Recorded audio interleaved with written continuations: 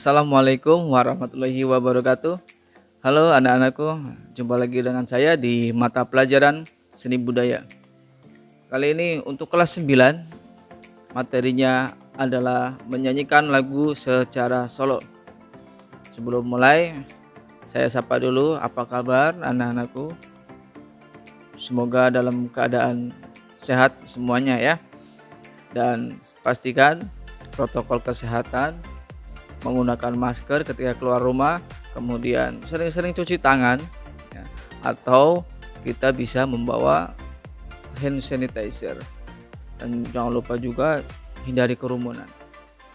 Oke, langsung saja kita ke materi bab ketiga, menyanyikan lagu secara solo. Nah, secara solo berarti tunggal atau sendirian ya.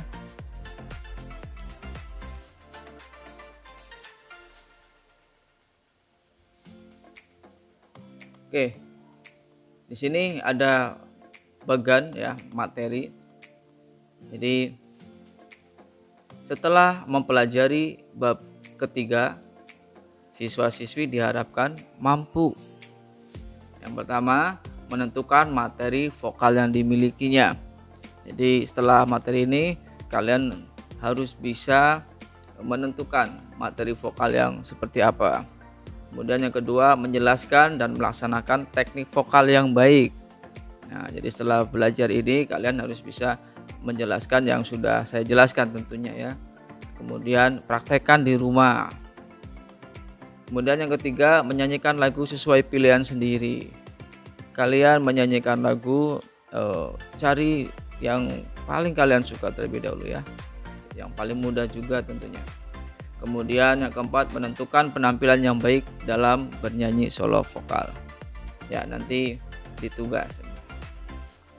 Kemudian yang kelima, melatih dan menyanyikan lagu yang sudah disiapkan secara solo vokal. Nah, dilatih di rumah, dilatih terus-menerus bagaimana caranya ya. Sering-sering bernyanyi ya. Berikutnya sini ada jenis penampilan vokal atau tunggal, vokal solo atau tunggal. Bernyanyi merupakan aktivitas yang menyenangkan bagi siapa saja yang sedang bahagia, sedih, ataupun dalam keadaan yang tidak menentu. Karena dengan bernyanyi, hati menjadi terwakilkan lewat alunan musik dan lirik lagu yang indah. Bernyanyi solo atau tunggal merupakan penampilan menyanyi perseorangan dengan iringan musik atau tanpa iringan musik. Nah, di sini jelas ya, bernyanyi itu suatu aktivitas ya, aktivitas yang biasa yang dilakukan manusia. Jadi siapapun bisa bernyanyi ya. Siapapun itu bisa bernyanyi. Kemudian untuk ya jelek, bagus atau gimana ya, itu nanti tinggal penilaian orang lain, atau mungkin kita bisa menilai diri sendiri kita dulu. Oke, next. Ini dalam bernyanyi secara solo atau tunggal ada beberapa hal yang harus diperhatikan. Di antaranya, satu, mengatur pernafasan. Mengatur pernafasan dalam bernyanyi itu penting ya. Kita menyanyi itu jangan satu kali nafas untuk berapa kalimat ya. Jadi kita harus atur nafasnya dengan baik. Kemudian yang kedua, menentukan vokal yang tepat. Tentukan. Jadi lagunya cocok dengan suara kamu, atau misalkan lagu tersebut terlalu tinggi atau terlalu rendah, kalian harus bisa tentukan. Kemudian fokus pada satu suara ya. Ini untuk solo vokal, yang namanya solo vokal atau tunggal, jadi ya ini fokus pada satu suara ya. Jadi tidak perlu untuk suara 2 atau 3. Oke, next. Materi vokal. Teknik vokal adalah cara memproduksi suara yang baik dan benar, sehingga suara yang keluar tampak jelas, indah, merdu, dan nyaring. Nih, teknik vokal ya. Karena teknik vokal itu penting ya, penting dalam bernyanyi untuk tadi supaya tanpa jelas, indah, merdu, dan nyaring tentunya. Ada perbedaan mendasar terhadap materi vokal yang dimiliki oleh dua orang yang berbeda, yaitu nah ini. Yang pertama, warna suara atau timbre. Timbre, warna suara. Bunyi atau suara satu siswa berbeda dengan siswa yang lainnya. Hal ini dikarenakan getaran-getaran yang dihasilkan bentuk masing-masing pita suara. Nah, di sini timbre atau warna suara itu setiap siswa atau setiap orang itu berbeda-beda. Contoh misalkan suara saya dengan orang lain pasti berbeda dalam bernyanyi ya. Jadi warna suaranya itu berbeda.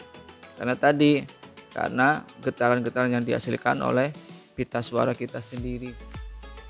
Kita jenis suaranya apa?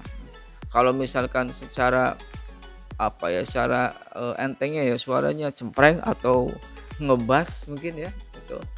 Kemudian yang kedua ada wilayah nada, yaitu kemampuan seseorang dalam mencapai ketinggian dan rendahnya nada menyebabkan seorang memiliki wilayah nada tertentu.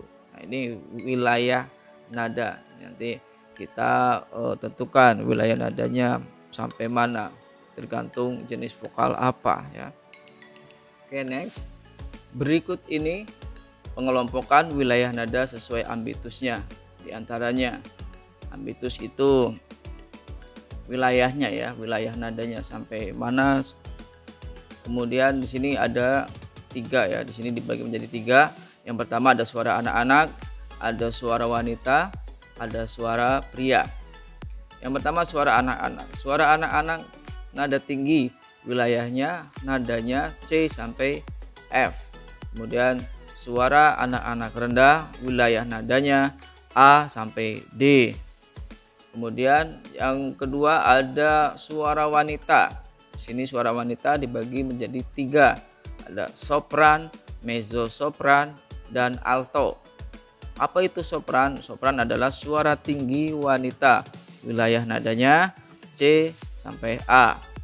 Kemudian mezzo sopran adalah suara sedang wanita. Sedang ya, tidak terlalu tinggi, tidak terlalu rendah. Wilayah nadanya adalah A sampai F. Kemudian ada alto. Alto adalah suara rendah wanita. Wilayah nadanya F sampai D. Kemudian yang berikutnya ada suara pria. Di antaranya ada tenor, bariton, dan suara bass. Suara tenor di sini adalah suara tinggi pria. Wilayah nadanya adalah C sampai A. Bariton, suara sedang pria.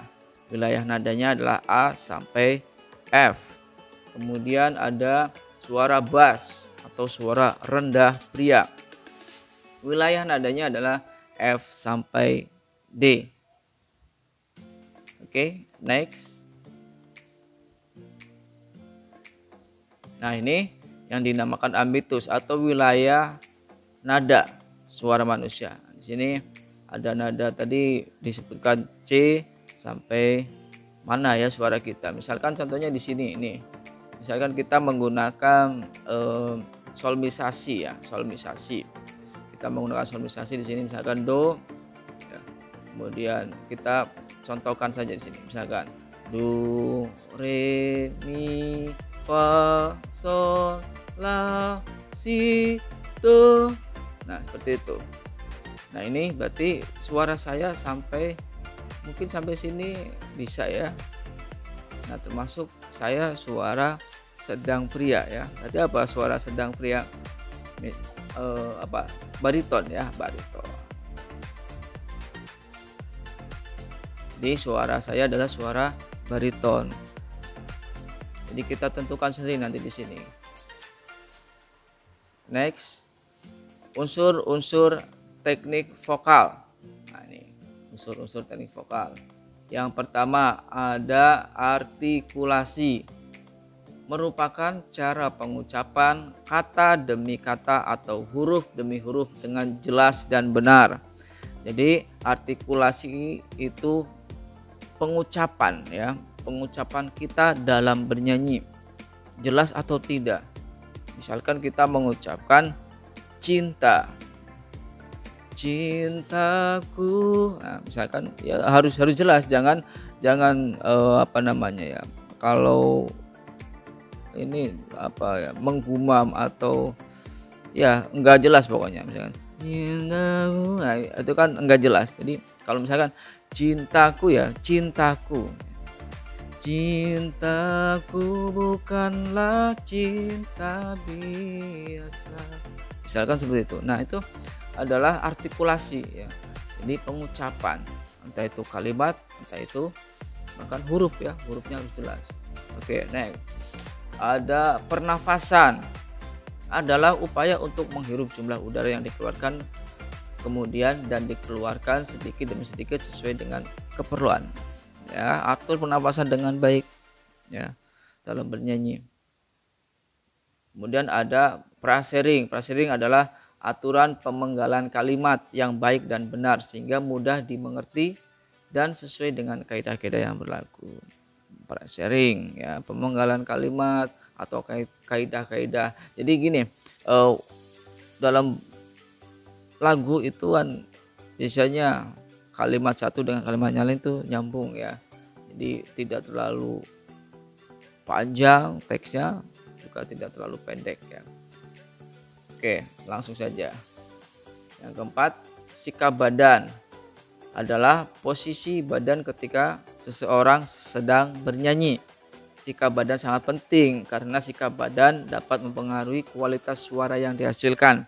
Nah, di sini sikap badan. Sikap badan diantaranya ya kita dalam bernyanyi bisa berdiri, bisa juga sambil duduk.